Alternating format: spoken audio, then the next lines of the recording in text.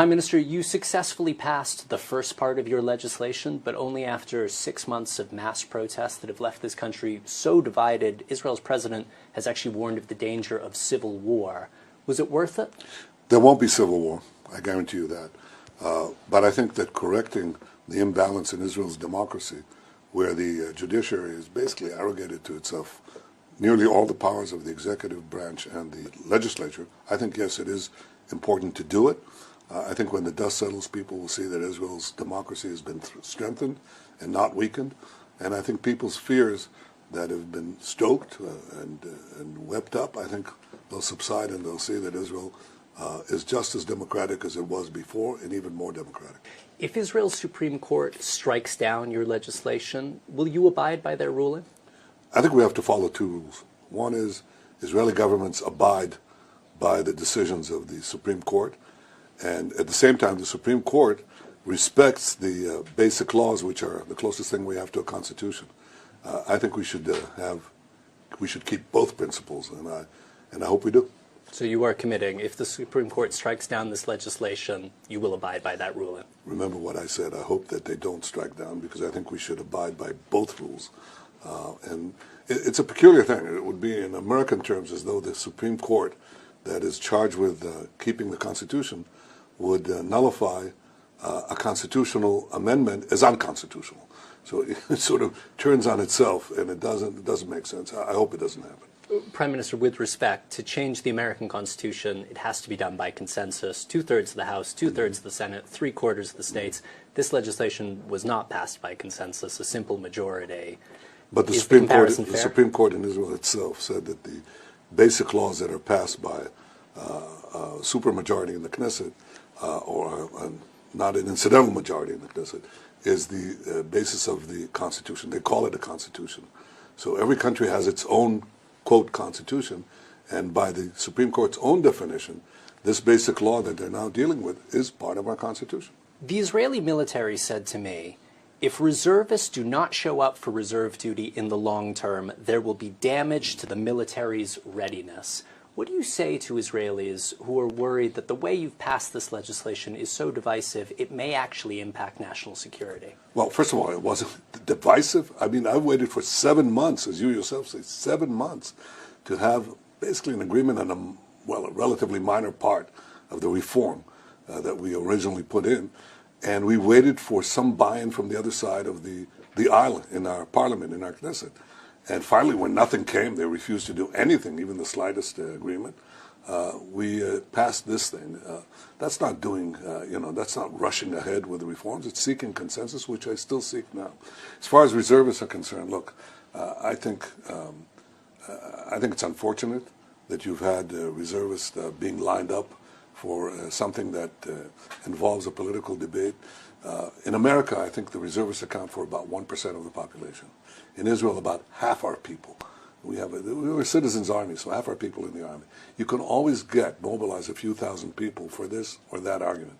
As it turns out, close to 100,000 reservists signed a petition supporting or refusing to have the position that these few put forward.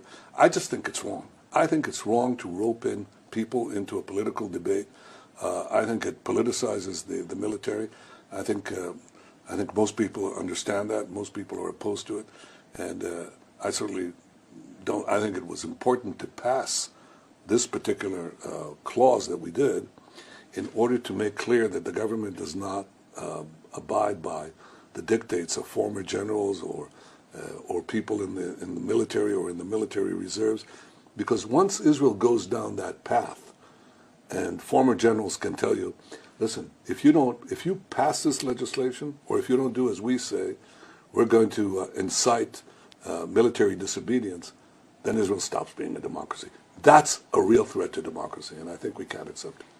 You've said that President Biden invited you specifically to the White House at this meeting later in the year. The White House is saying they still haven't decided where and when you're going to meet. What's going on with that discrepancy, and do you feel that the administration is keeping you at arm's length? Well, I'm not going to get into the discussion that I had with President Biden, but I can tell you that I stand by what I said.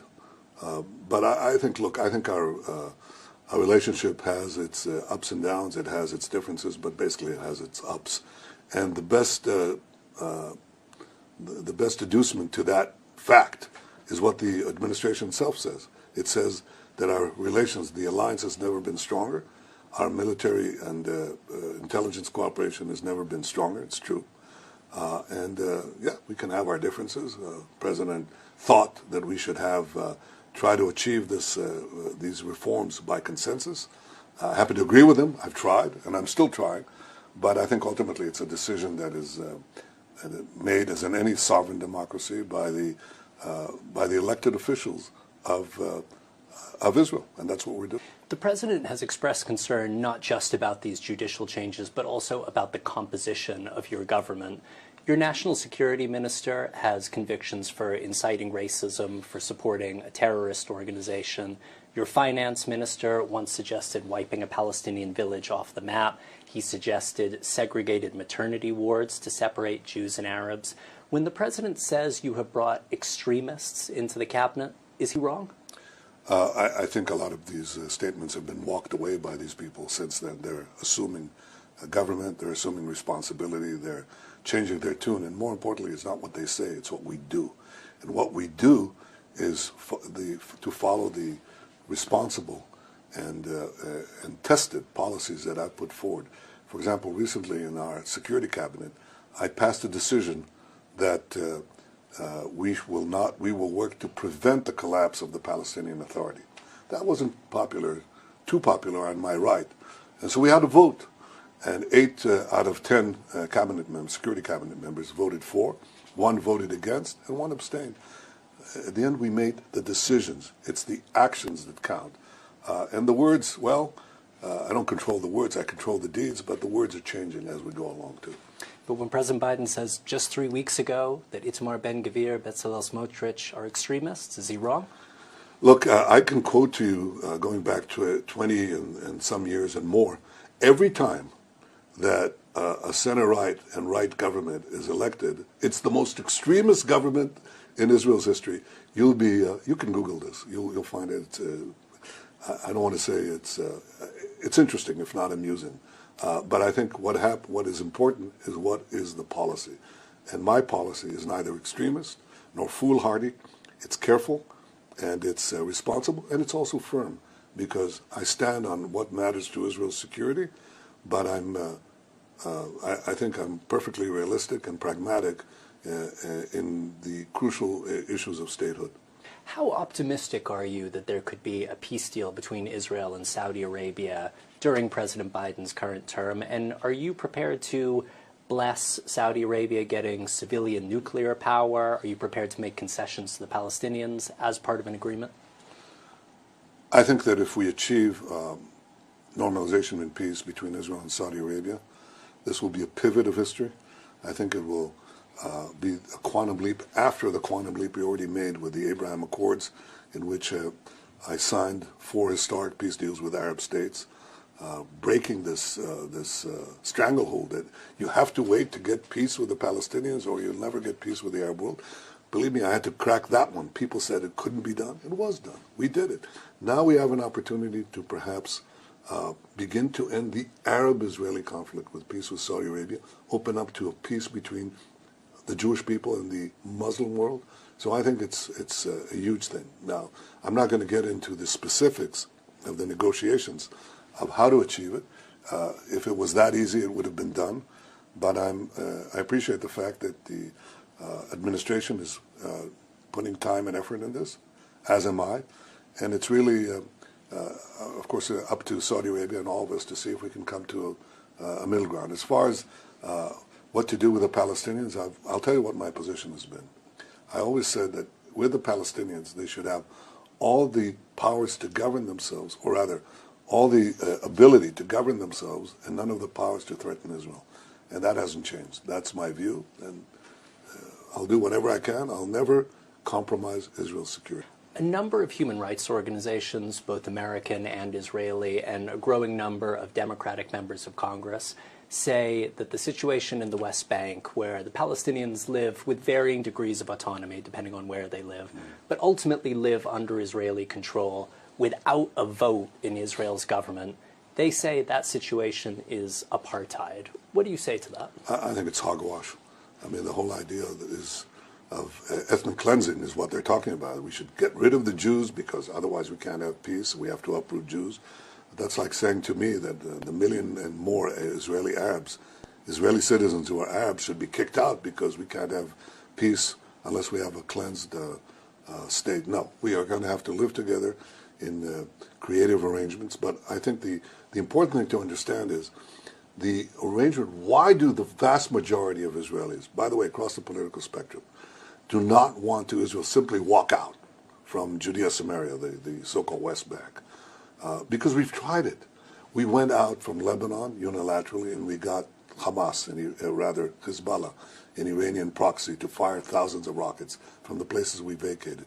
We walked out of Gaza and we got Hamas, another Iranian proxy, that fired thousands of rockets from the areas we vacated.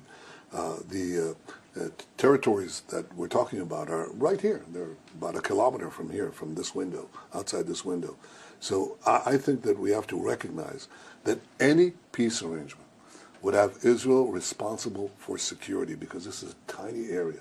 And if we're, does that mean less than full sovereign powers? The answer is yes, it does mean that. But if you go across the political spectrum in Israel, an enormous number really think that. That issue has been settled because we've seen what happens.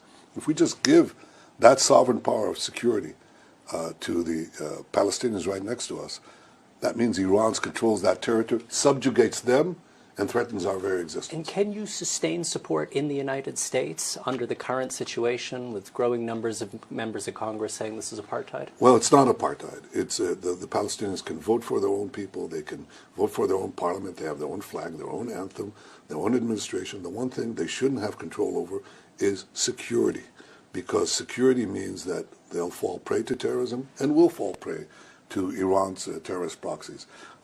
I think that's very different. As I said, the Palestinians should have all the powers to govern themselves, none of the powers to threaten us. That's the realistic solution, which overwhelmingly all Israelis, including liberal Israelis, support. You know who doesn't support it? People who shut their eyes to, to reality, and you're not going to find many. Even in Tel Aviv, where you said, you're going to find most people agreeing with what I said. You've said that negotiations with Iran need to be underpinned by a credible military threat. President Biden has said he is prepared to use force to stop Iran getting a weapon. Do you believe that threat is credible? Do you believe he would order a strike? Well, look, I'm the Prime Minister of Israel, of the one and only Jewish state, and it's my responsibility to make sure that regardless of what our great ally, the United States, says, that Israel has to have the powers to defend itself by itself against any threat, and especially against Iran that threatens to annihilate us with nuclear weapons.